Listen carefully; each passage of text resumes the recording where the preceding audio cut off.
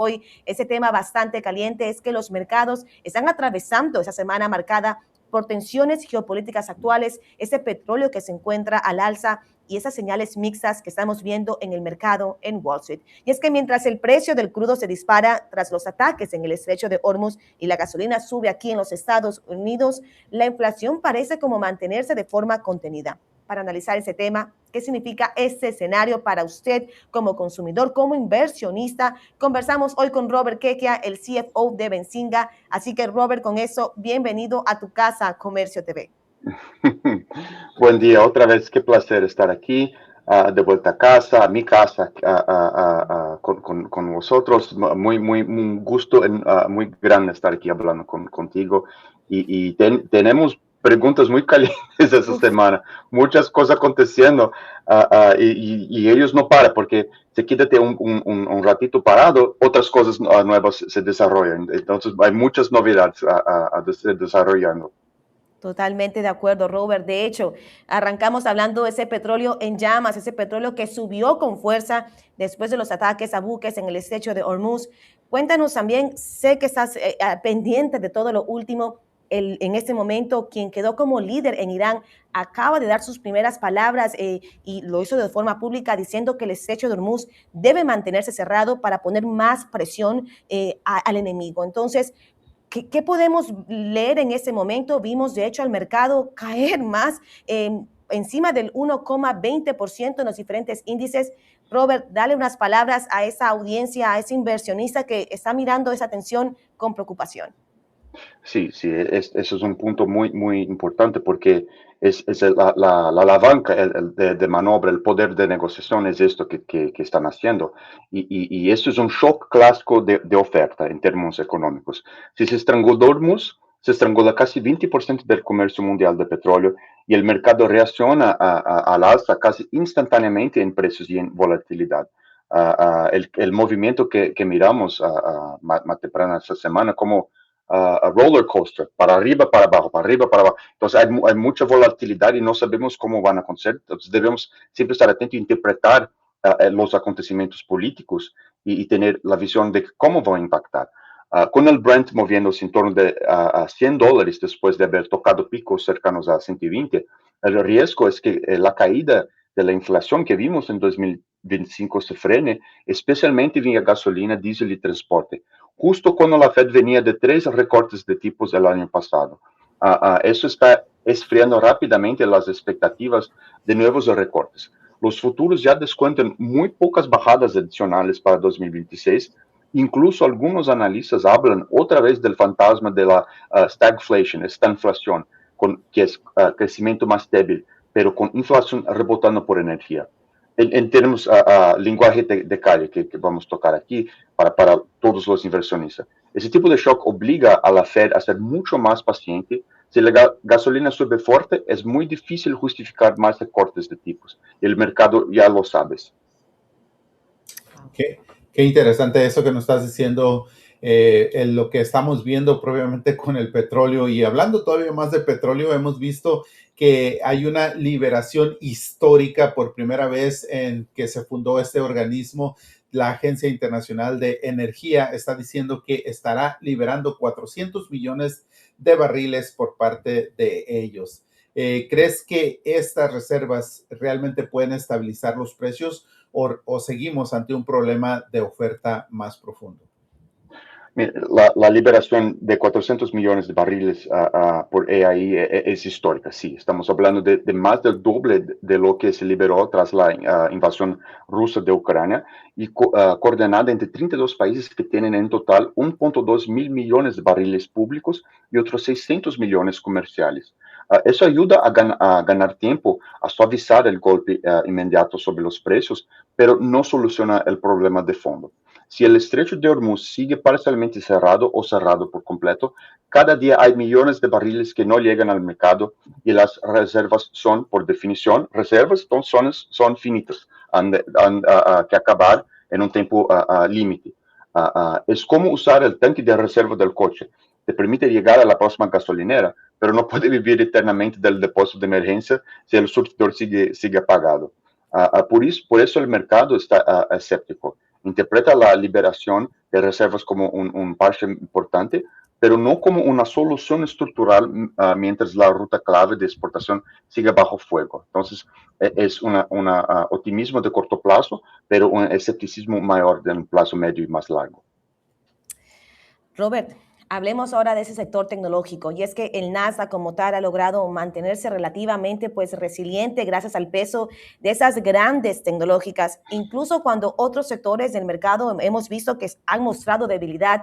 Gran parte de las ganancias del índice en el último año pues se han concentrado en ese grupo reducido de megacaps. Estamos viendo una dependencia, dirías tú, excesiva del mercado en esas compañías tecnológicas. ¿Qué riesgo implicaría esto para los inversionistas? Pues si el liderazgo del mercado sigue tan concentrado en esas megacaps. Y también, Robert, una muy buena pregunta aquí. ¿Puede eso realmente ayudar al mercado, a Wall Street, a resistir toda la presión que estamos viendo a nivel geopolítico? Sí, buenísima pregunta. Mira, el Nasdaq sí ha aguantado mejor o lo que uno esperaría en un entorno así, porque seguimos viendo que a unas pocas grandes tecnológicas y nombres ligados a AI como el seguro del mercado, activos de reserva que garantizan una volatilidad un poco menor o performando con volatilidad menor. A pesar de la volatilidad en megacaps, sí, se ha aumentado mucho en 2026. Y venimos de varios años donde 5 a 7 compañías explicaban una parte desproporcionada del performance. Ahora, aunque hay cierta rotación hacia índices equiponderados, la realidad es que el peso de Apple, Microsoft, Nvidia y compañías, los otros, sigue siendo enorme en los índices tradicionales, pero un tanto menor de lo que era el año pasado.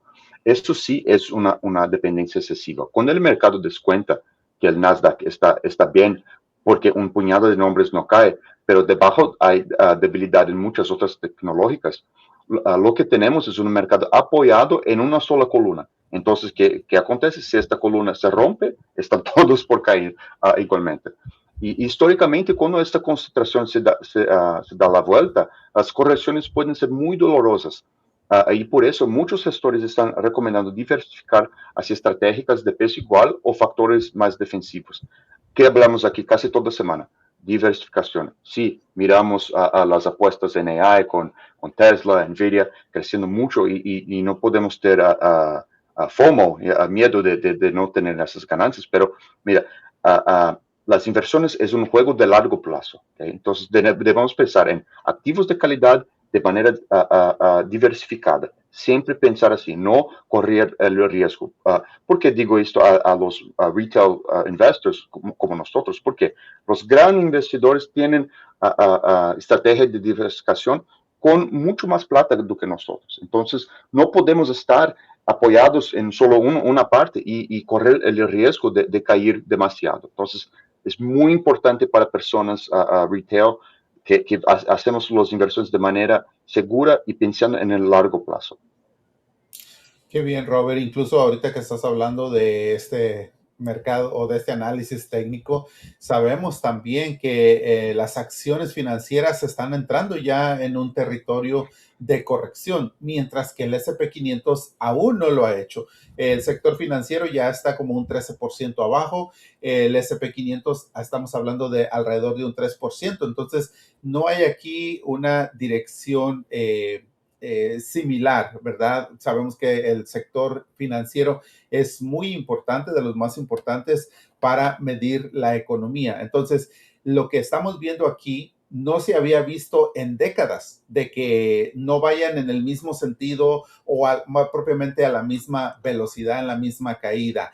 ¿Qué nos está diciendo esto sobre la salud real del mercado? Un índice negativo, pero con poca caída, y un sector financiero muy importante, pero con una caída mayor. Sí, que el sector financiero está entra en corrección mientras el S&P todavía no lo hace. Es una señal incómoda, porque los bancos son un buen termómetro de la salud del sistema. Crédito, calidad de activos y expectativas de márgenes. Hoy tenemos una combinación muy complicada, tipos altos durante más tiempos por la inflación de energía, curva de rendimientos todavía poco amigable, más riesgo de morosidad si la economía se enfría. Y al mismo tiempo el índice general aguanta porque algunas grandes tecnológicas siguen fuertes, entonces están mascarando un poco el retorno total. Es como mirar un edificio por la fachada de cristal, el S&P, y ver todo brillante, pero notar que los cimientos, que son los bancos, aseguradores y financieros, empiezan a tener grietas. Entonces, no debemos solo mirar por afuera, debemos, así como todas las inversiones que hacemos, mirar por debajo y entender la sustancia, entender si son activos de calidad, entender su funcionamiento es sostenible a largo plazo. Cuando finanzas corrige sola, muchas veces es un señal adelantado de que la salud real del mercado es más frágil de lo que sugiere el índice principal. Entonces, es un buen termómetro y debemos estar atentos a esto. Excelente, Robert. Ahora, también habíamos hablado hace poquito de las mega caps, de todo lo que es el sector tecnológico, pero también empresas como Oracle y otras compañías que son claves en todo lo que es la infraestructura de inteligencia artificial, pues hablamos desde los proveedores de centros de datos hasta los fabricantes de semiconductores, siguen reportando resultados que son bastante sólidos y una demanda que parece mantenerse fuerte. De hecho, hace poco BlackRock anunció que estaría preparando a quienes podrían ser trabajadores para que también sean parte de todo lo que es ese crecimiento, todo ese auge de todo lo que es infraestructura de inteligencia artificial. Con todo lo que estamos viendo, más otros sectores del mercado mostrando bastante volatilidad, un crecimiento en la economía que podemos decir se ha moderado, ¿crees tú que la narrativa de inteligencia artificial sigue realmente siendo ese motor principal de Wall Street? ¿Podría incluso el mercado empezar ya a exigir más fundamentos, más retorno como tal para poder pues mantenerse y sostener este rally que estamos viendo?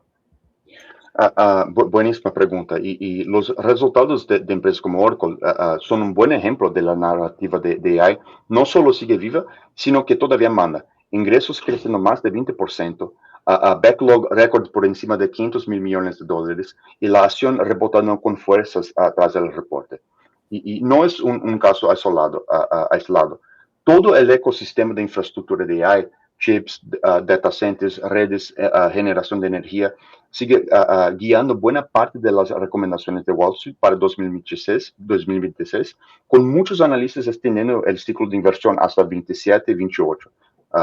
Dicho eso, ya empezamos a ver signos de fatiga de AI. Están cansados de narrativa AI por el uso de AI. En algunas megacaps también estamos viendo eso, con dudas sobre el retorno de tanto CAPEX y una rotación parcial hacia valores más baratos. Pero de momento AI sigue siendo la historia dominante que justifica pagar múltiplos altos en determinados nombres. ¿Por qué? Porque ganos de economías de escala, ganos de operación, producción mejor. Entonces, todo eso es parte de la narrativa y cuando se traducen en plata, en mejoras de la operación, entrega de márgenes mejores, entonces es un buen caso. Que debemos estar siempre atentos si la narrativa de AI es solo en papel, solo en el discurso, o si de facto está mejorando el performance de las empresas. Podríamos decir que la narrativa central sigue siendo AI, pero el mercado se ha vuelto más selectivo. Ya no vale cualquier cosa que lleve AI en la etiqueta. Están avaliando, abriendo por el motor del coche y intentando entender de facto, ¿está mejorando y de manera sostenible la operación de la empresa? Y si sí, entonces Wall Street sí está pagando por eso. Si deciden que no está mejorando, se está poniendo AI solamente por el nombre, entonces ya están penalizando a esas empresas. Muy bien con todo eso, Robert, pero ya para terminar esta entrevista, quiero preguntarte cómo tú ves lo que estamos teniendo ahorita el mercado, lo que está sucediendo con estas tensiones geopolíticas, la energía, que pues el petróleo sigue siendo muy caro, está yendo a la alza, cerca de los $100, llegando esta mañana. El día de ayer sobrepasó los $100 el Brent, ¿verdad? ¿Qué deberían estar observando los inversionistas en las próximas semanas para entender hacia dónde se dirige el mercado en los próximos meses, porque haciendo un análisis, y te puedo mostrar en la gráfica dónde estamos ahorita y en dónde estábamos hace 5 meses y medio, que justamente estábamos felices de marcar récord histórico. Sin embargo, hemos perdido 5 meses, como decimos por ahí en México, el tiempo es oro y aquí se está perdiendo tiempo. 5 meses de pérdida. El último récord histórico lo vimos a finales del mes de enero, pero sin embargo estamos retrocediendo a niveles que teníamos a finales del mes de septiembre o principios del mes de octubre. Buenísima pregunta. Cuando tuvo en Asia hasta pocas semanas un amigo chino me mostró que la letra de oportunidad y de caos, de confusión, son casi el mismo. Entonces, es como debemos mirar esa situación. No caer en la tentación de hacer inversiones o movimientos basados en nuestras emociones de corto plazo. Debemos mantener nuestra estrategia y mirar todo por el plazo mayor de nosotros y mantener nuestra estrategia. Y en este contexto geopolítico tan cargado, petróleo caro, geopolítica instable y mercado muy selectivo, yo diría que los inversores deberían mirar 3 cosas en las próximas semanas, ¿okay? Y las listé aquí. Primero, la trayectoria del petróleo de Hormuz. Si el Brent se estabiliza y vemos señales creíbles de normalización del tráfico, el riesgo de inflación desanclada baja. Si nos acercamos otra vez a los 120, 150 dólares, la conversación será sobre stagflation, esta inflación, y no de aterrizaje suave. Segundo punto, el mensaje de la Fed y de los datos de inflación subyacente. El mercado ya ya ha rebajado su expectativa de recortes, pero si empezamos a escuchar a la Fed hablar de posibles subidas, el repricing, apreciamiento en renta variable puede ser mucho más agresivo.